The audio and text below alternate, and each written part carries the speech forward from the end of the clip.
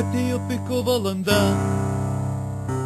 mašinų spūstys keliuose, visi į darbą lekia skuba, per gatvę neapdairiai laksto pradinukai. O man tas pats, aš dar lovoj,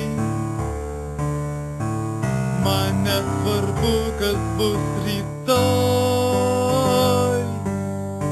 Man neįdomus ateities planai, alternatyvų neturiu visai, nes aš dėjau ant pasiekus, dėjau ant darbų, dėjau ant lietuvių ir kitų kalbų, nekenčiu mokyklos ir namų darbų, jau geriau paveikti ir pasijus laisvu.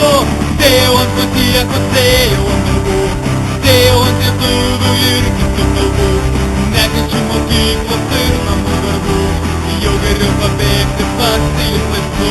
Į paskutinės pamokas visiškai neinu, dėl to dieninė prirašyta krūvos ant raidžių. Lietuvių rašomajam pridariau klaidų, o pažymių knygeliai prirašyta daug pastabų.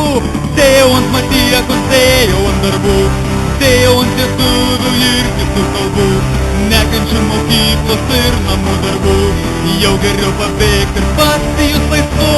Dėjau ant matiekos, dėjau ant darbų, dėjau ant lietuvių ir kitų kalbų, nekenčiu mokyklos ir namų darbų, jau geriau paveikti ir pasijus laisvu.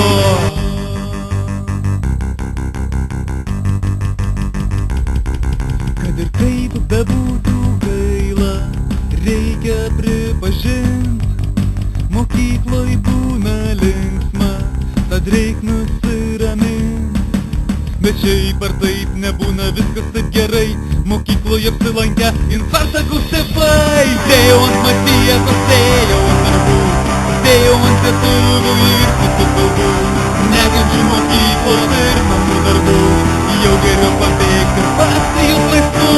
Dėjau ant matiekos, dėjau ant darbų, dėjau ant lietuvių ir kitų kalbų, nekenčiu mokyklos ir namų darbų, jau geriau paveikti